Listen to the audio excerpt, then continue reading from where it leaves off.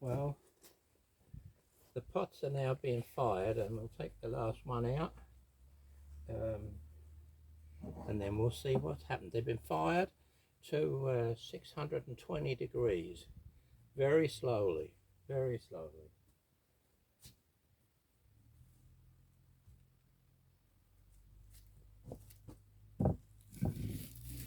When I say very slowly, for a raku oven, it's very slowly, it's still quite fast. I'm usually firing, when I'm firing raku, I'm usually firing single pots at a time, placed in the middle of the tray, and then I'm firing it at, it'll take about, I don't know, 45-50 minutes. I like to start slow and keep it that way all the way up. 620, I'd turn it off and just let the pots cool down, and they're down right now.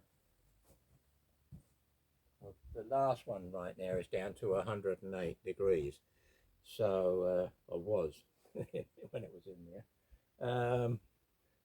I'll just turn off the thermostat. So for me, the thermostat is one of the most essential things in burning when you're using fire and wood and gas, and because it's the only way you really know what's going on in the oven. And some thermostats are good, some are not so good. I found the Chinese are very skimpily loud, and you have to, a lot of times, reconnect things because they're not connected properly. But this is what I'm using. And now you've seen the way it is. The painting tape has pretty much just left a black mark on the outside of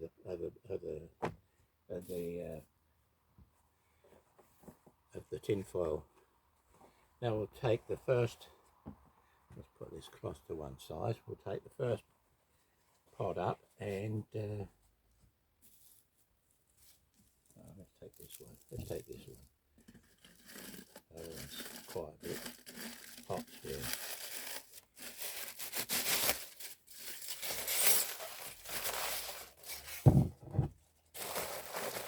I'm hoping you can see the colouring on it.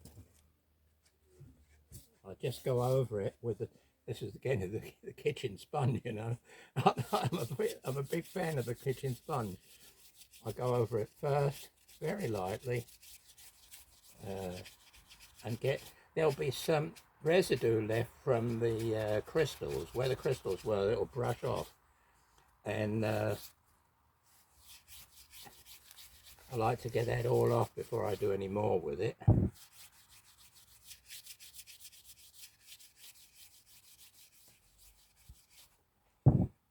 Quite an interesting pot. This is one of the things that I'm all the time experimenting with, either keeping the same colouring on the top edge, or going over to a complementary colour. And I like the idea that it all floats into one.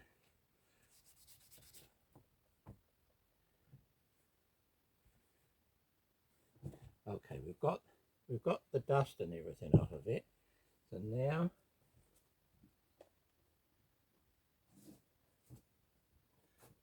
I've got a basin with rainwater in it here. Oh, it's still hot. Okay.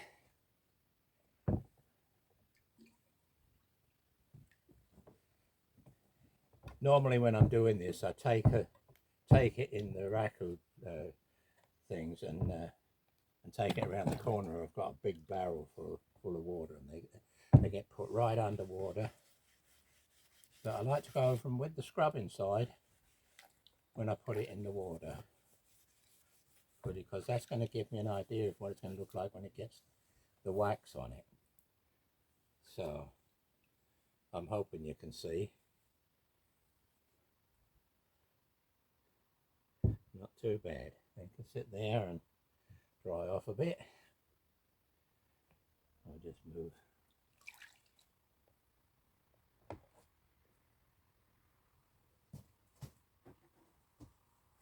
If I get some pots that there's a lot of burn on, like if I've been using seaweed or straw or plant materials, then I like to use just a usual Brillo pad when I've got it in the water and go over it. But then I have to rinse it off in fresh water after that to get all the soap off before I put wax on. So this is pretty straightforward. All this tin foil, sometimes it'll be so degraded by the time it comes out the oven that there's nothing left of it. But what we do is we try not to get anything out in nature, and I've got a bin in there just for tin foil. Sometimes the change in a pot just from coming out and get washed off is enormous. And then again, there's enormous change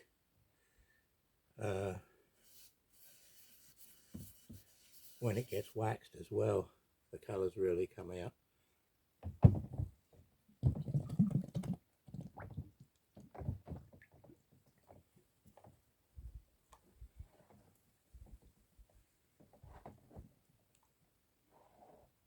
I like to do this as I'm turning it around in the water, get all the little bits of tin foil that have stuck themselves to it, and get them off, and some of the remains of the crystals off.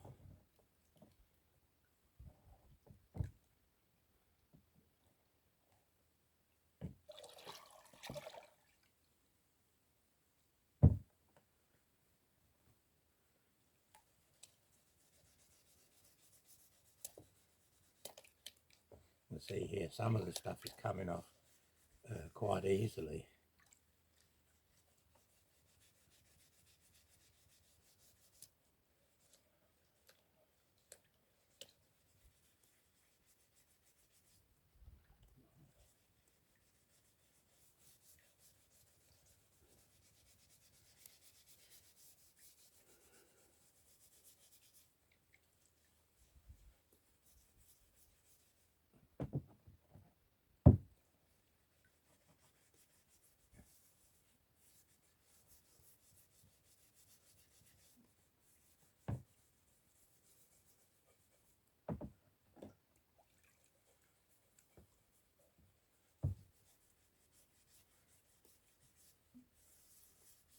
The pot inside is kind of hot still.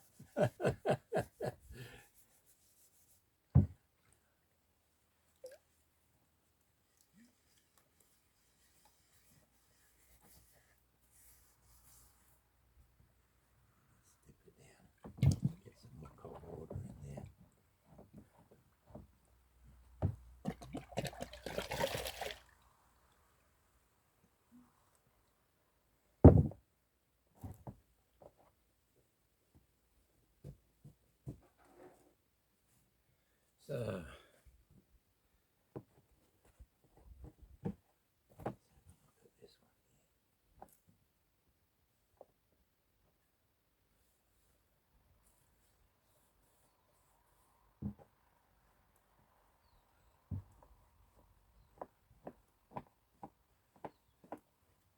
I think this one's going to be kind of interesting. It gets waxed up.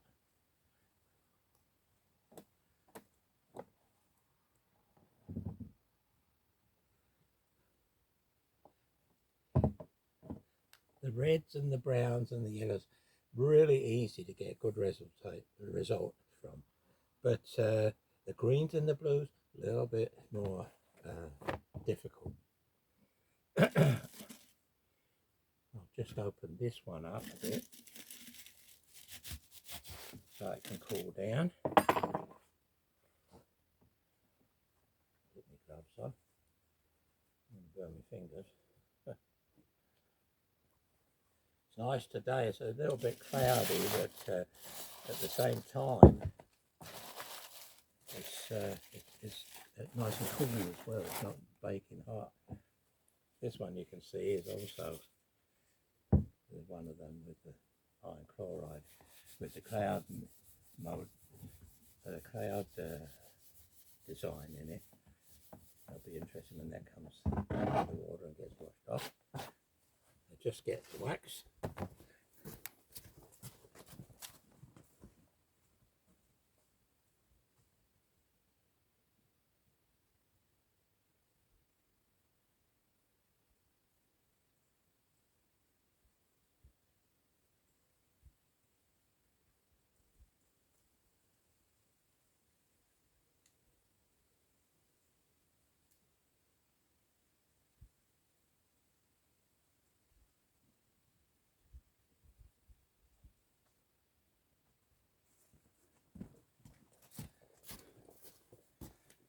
When it gets to the stage where things have got to be polished, I like to use mink oil.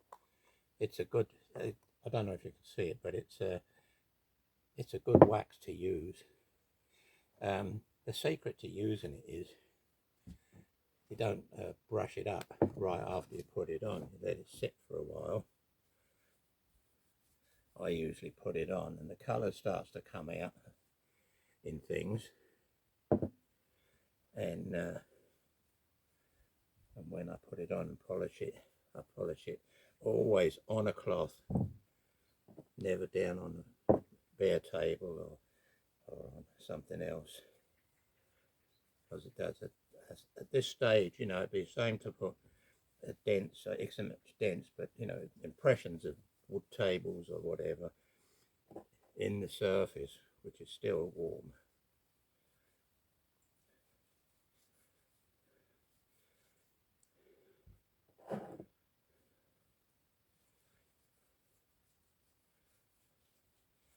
I'm always playing when I'm doing ceramics. I'm always trying something new. Sometimes it works, sometimes it doesn't. But it's just the play. It's nice. You're not supposed to be playing when you're grown up. Unfortunately, I never became grown up, so I'm still playing.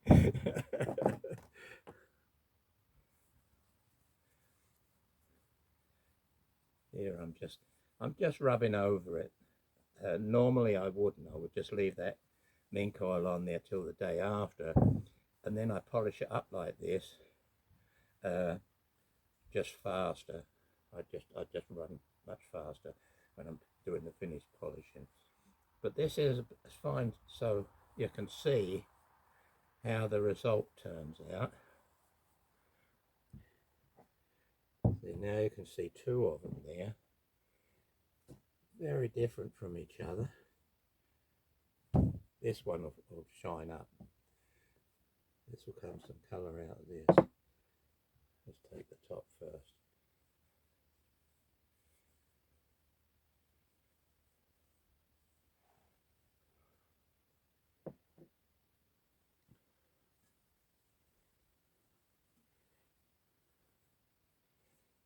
Most of my things only have a little lip on the top. They don't have these big ornamental ones.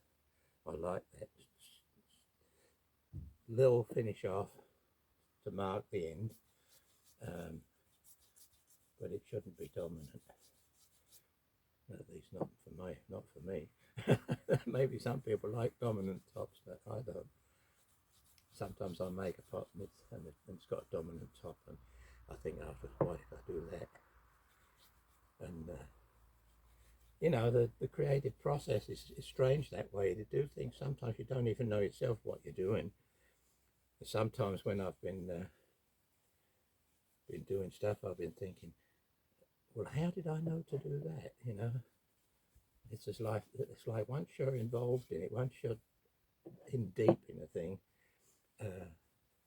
there comes things to you. You get things in your head that you didn't really have any reason to know. And you try it out because you think, how do I know that's going to work? You know, you try it out and see.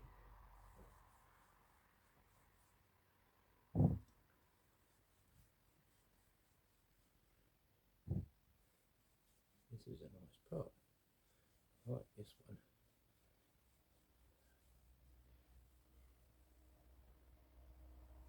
I've always liked colours. Colours can move your soul. Look at this. Isn't that great? You can see, well, I don't know if you can, but there's markings in the red here from the tinfoil. And every so often you'll catch a spot where you say, oh, there it was, and there was one here. It's just slight things. It's not really dominant, you know. So, slight things. And you've seen how I pour the chloride on, and I don't make it so it just covers everything. The places where there's a little, it's just really light. It's a light lemony yellow. And then the places where it's a little more, it's just like pinkish. And the places where there's a lot, red. So it's an amazing thing, isn't it, there? Iron chloride. No, well, it's about time we got this one in the water.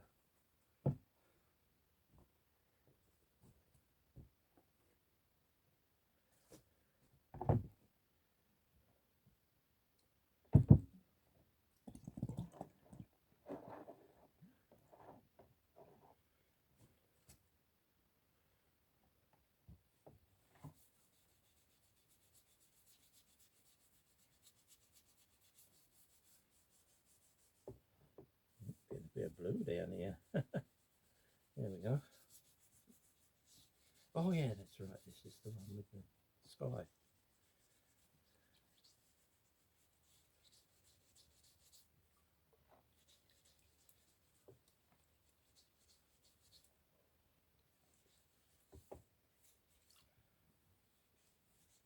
As you get older, you start losing your memory.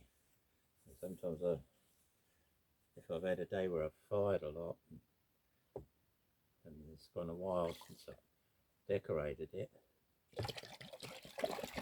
I've had a problem with remembering what I put on what. So if it's a real important experiment, I have to write everything down. One of the fun things with being older. Okay, let's get this down. There we go. Yeah, nice and smooth. Not a lot of residue from the. Oh, not a lot of residue from the crystals. Oh, there was a bit. There was a bit.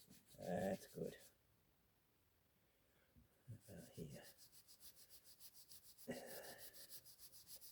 Sometimes you've got to take it a little bit harder to get the residue off because we want some light spots around here. There we go. There we go.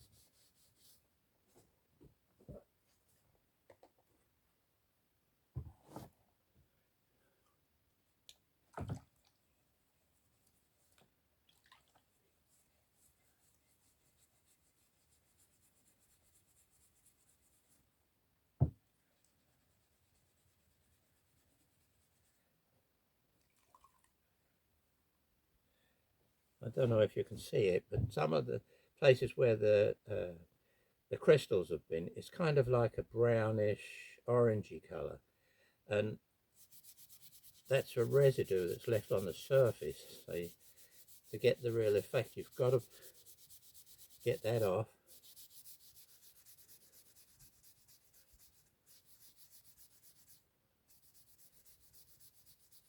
And it comes out, they come out really light, those spots.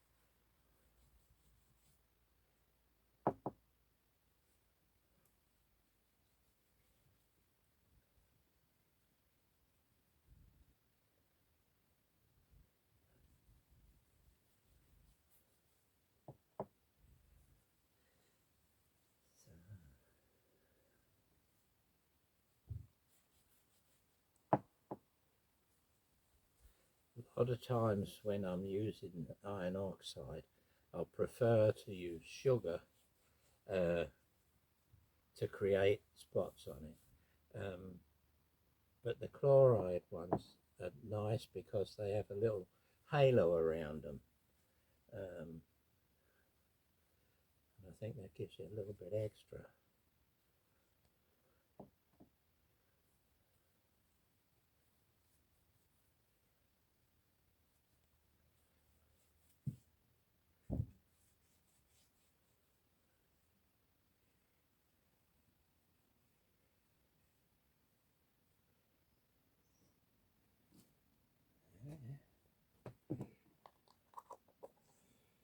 So, let's see here. Give it a little bit of a polish here. Just enough. So we can see how it's going to go.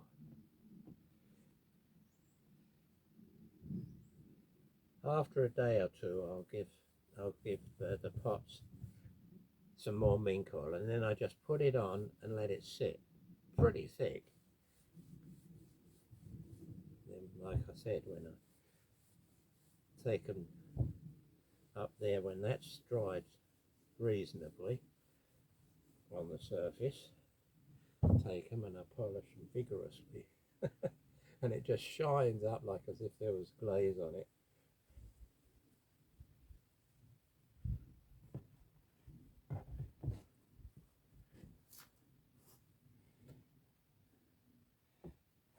So these ones, now you've seen how I pack in when I'm using tin foil, and what happens, and what the end result is.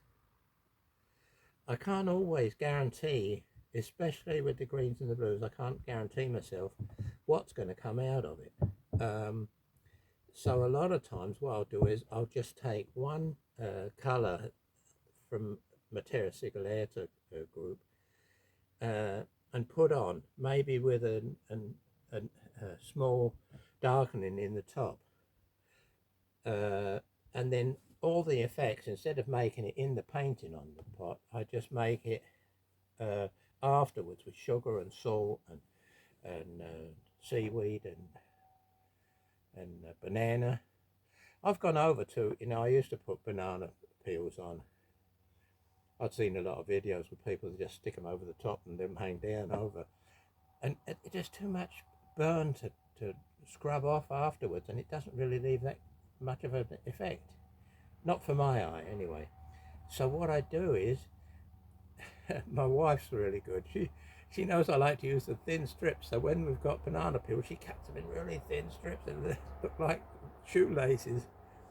And I can put them on, and I can lay them so they're bending and swinging, and rhythm in it that fits with the pot. And I like that.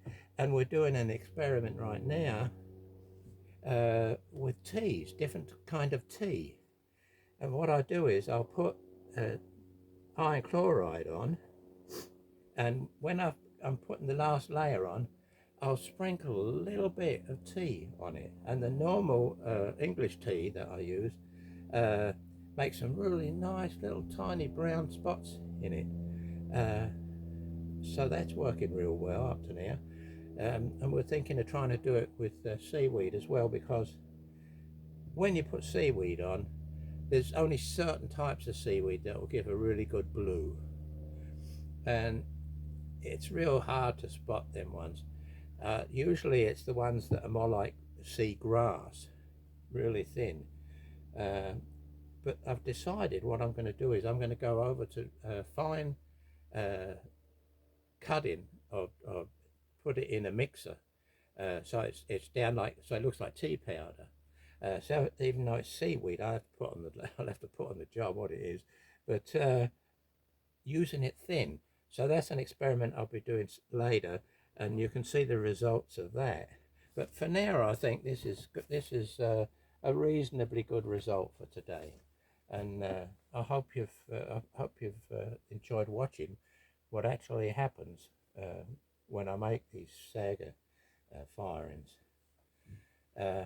I'll talk to you later in a video about how I paint on the pots to get results, because sometimes the colors you can't get in the actual saggar from plants, you can actually put in your terra sigillata, and then when you put the other things on top, put sugar or something over that area, and it will shine through. But I'll show you how to do that, and how to make string colors by using string and oxides and stains. So, but this is terra sigillata for now, and I'll get back to you later when I make another video.